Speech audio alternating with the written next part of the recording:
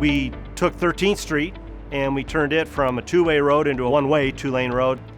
The pedestrian experience is greatly improved, but we also get people out of the garage maybe 30% faster than we used to, because we've got 2 lanes of traffic from the garage all the way to Champa Street, which is also 2 lanes, one way out of the complex.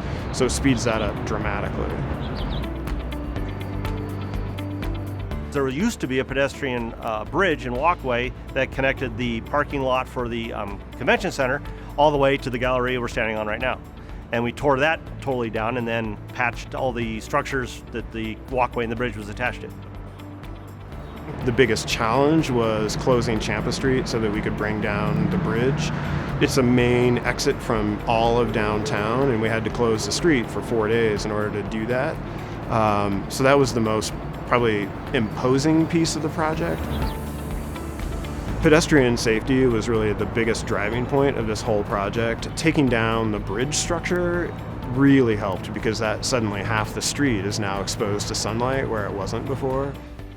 Safety obviously is a primary concern. I mean, you want an area where people feel comfortable walking through. 13th Street used to be considered pretty much an alley. It looked like more of an alleyway. It was very dark, very dank.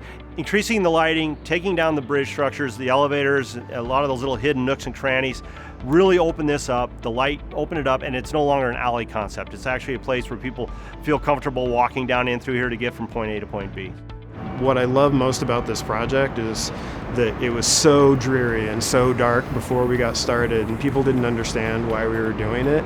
And now that it's complete, it's open, it's airy, people are really surprised that it worked out the way it is. And having the plaza that's right on Champa Street there, it really gets used not only by planned and programmed events, but it's amazing how often people will just stop, read their phone for a while, wait for their Uber, whatever it is. It's created this really nice public note, just as we wanted to, right on the street.